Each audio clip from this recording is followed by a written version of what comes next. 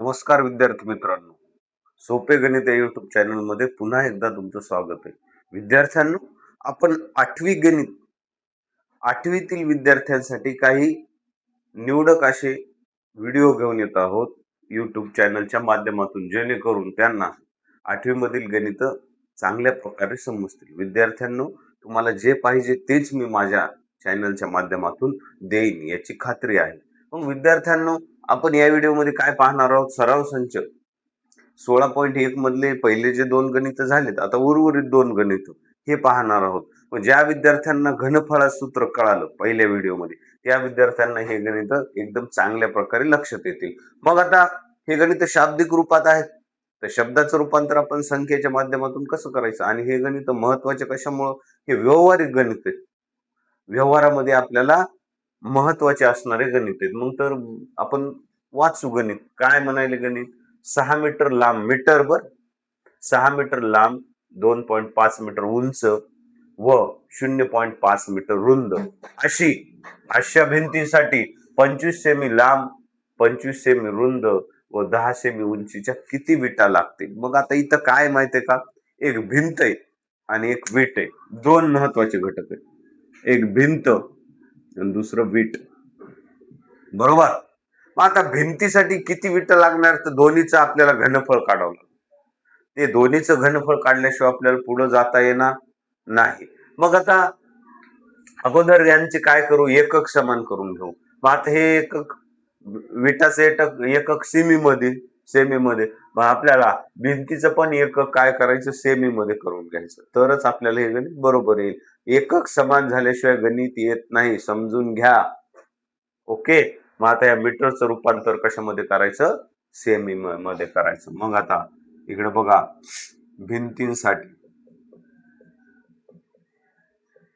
भिंतींसाठी काय? 6 मीटर बरोबर 100 न गुणायचं म्हणजे काय करावं लागेल? 600 सेमी. बरोबर. त्यानंतर लांबी आहे ना, बरोबर, त्याला एल करू, मोठं देऊ. ठीक आहे. त्यानंतर पुढं कोणती? रुंदी आहे, 0.5 मीटर रुंदी. ह्याला जर आपण 100 न गुणलं तर 50 येईल. ही 50 सेमी ही झाली रुंदी म्हणजे बी. आणि उंची एच कशात आहे?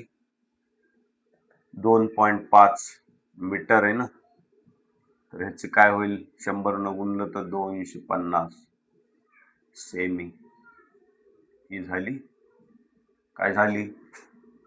उंची म्हणजे एच. आता भिंतींसाठी आपण बिग अक्षर दिले, आता विटांसाठी आपण स्मॉल अक्षर देऊ. सोपं, काय अवघड नाही. मग आता विटांसाठी काय? डायरेक्ट एल बरोबर किती दिले? आता यांचं एकक आपल्याला हे करायचं नाही ना, 25. त्यानंतर रुंदी आहे किती? 15. बी बरोबर 15 आणि एच बरोबर उंची किती? 10. हे झालं विटासाठी. आता आपल्याला काय? किती विटा लागणार आहे? मग लागणाऱ्या विटा बरोबर सूत्र बघा. लागणाऱ्या विटा बरोबर भिंतीचे घनफळ समजून घ्या, भागिले विटांचे घनफळ. बरोबर. आता भिंतीचं घनफळ आणि विटांचं घनफळ. मग आता भिंतीचं घनफळ काय करावं लागेल? भिंतीचं घनफळ लिहायचं. मग घनफळाचं सूत्र काय आपलं माहित आहे आपल्याला? एल गुणिले बी गुणिले एच. आणि याला कितनं भागायचं? विटाच्या घनफळाने एल गुणिले बी गुणिले एच. बघ, काय अवघड आहे का? हे बिग कशामुळं? कारण मोठं आहे संख्या, आणि स्मॉल कशामुळे? ती संख्या लहान आहे. आता यांचं इथं जे येईल ते लिहायचं. मग आता काय आपल्याला? एल किती आहे? 600 गुणिले 50 गुणिले 250. मग आता लागणाऱ्या विटा बरोबर 600 गुणिले 50 गुणिले 250 छेद इकडे किती 25 गुणिले 15 गुणिले 10. आता बघा यांची काटाकाटी करायची. ओके, आता बघा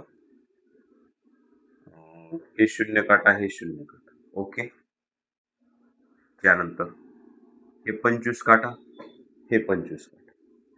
आता काय राहिले शिल्लक खाली 15 राहिले, तुम्हाला 600 आणि गुणिले 50 तर 15 एक 15, 15 चौक 60, 15 शून्य 0 म्हणजे वर राहिले किती राहिले 40 गुणिले 50 म्हणजे बघा 4 पंच 20 आणि ह्या 2 शून्यला 2 शून्य म्हणजे लागणाऱ्या विटा किती झालं, किती विटा लागतील तुम्हाला 2000 विटा किती लागतील 2000. म्हणून भिंत बांधण्यासाठी विटांची संख्या किती लागतील 2000. म्हणून भिंत बांधण्यासाठी 2000 विटा लागतील. विटा लागतील. काय अडचण आहे का, अजिबात नाही. एकदम सोप्या पद्धतीने मी तुम्हाला 8वीचं गणित शिकविणार आहे. फक्त तुम्ही काय करायचं, लाईक शेअर सबस्क्राईब करायचे आणि दुसऱ्यांना पाठवायचे म्हणजे तुमच्या जवळच्या, जेणेकरून त्यांना पण एकदम साध्या पद्धतीनं, आपल्या युट्यूबचं नावच आहे सोपे गणित, सोप्या पद्धतीनं गणित मी सांगतो.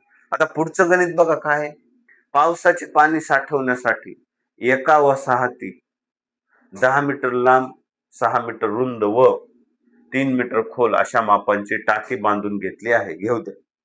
तर त्या टाकीची धारकता किती आहे व त्या टाकीत किती लिटर पाणी मावेल.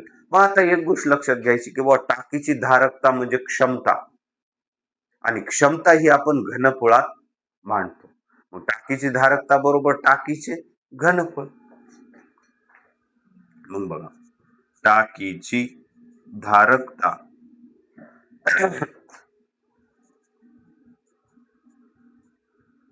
बरोबर टाकीचे घनफळ. मग घनफळ हे टाकीचं कशामध्ये, एल गुणिले बी गुणिले एच मध्ये. बरोबर. मग या ठिकाणी काय बघा, एल किती, बी किती, एच किती. मग आता एल किती आहे 10 मीटर, 6 मीटर आणि 3 मीटर. बरोबर. मग आता तुम्हाला यांचा काय करावं लागेल, गुणाकार करावा लागेल. आलेल्या गुणाकाराचं रूपांतर लिटर मध्ये करायचं. म्हणून धारकता बरोबर 10 गुणिले 6 गुणिले 3. मग बघा 10 की 60, साइन त्रिक 18 आणि शून्याला 0 म्हणजे घ सेमी घन मीटर.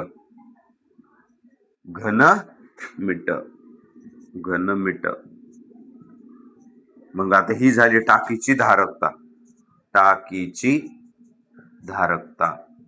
आता एक गोष्ट लक्षात घ्यायची, आपल्याला काय करायचंय, आता ह्याच्यामध्ये किती लिटर पाणी मावेल. मग लिटर काढण्यासाठी त्याला 1000 न गुणावं लागेल.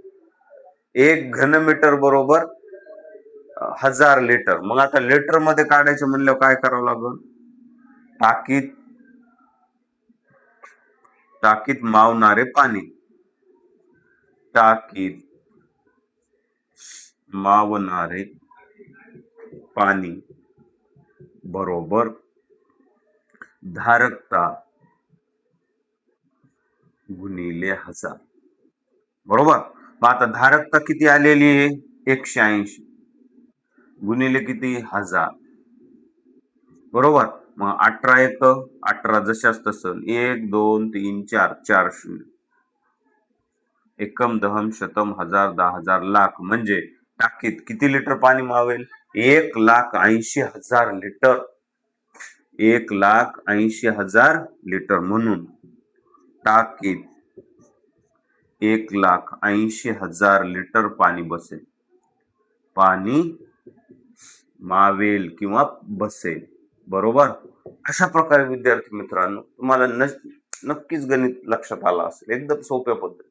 अशा प्रकारे विद्यार्थी मित्रांनो आपण सोपे गणित युट्यूबच्या माध्यमातून असे नवनवीन व्हिडिओ, बरोबर आहे, समजलं असेल तुमच्या वहीमध्ये लिहून घ्यायची आणि जर समजलं तरच लाईक करायचं, अन्यथा नाही.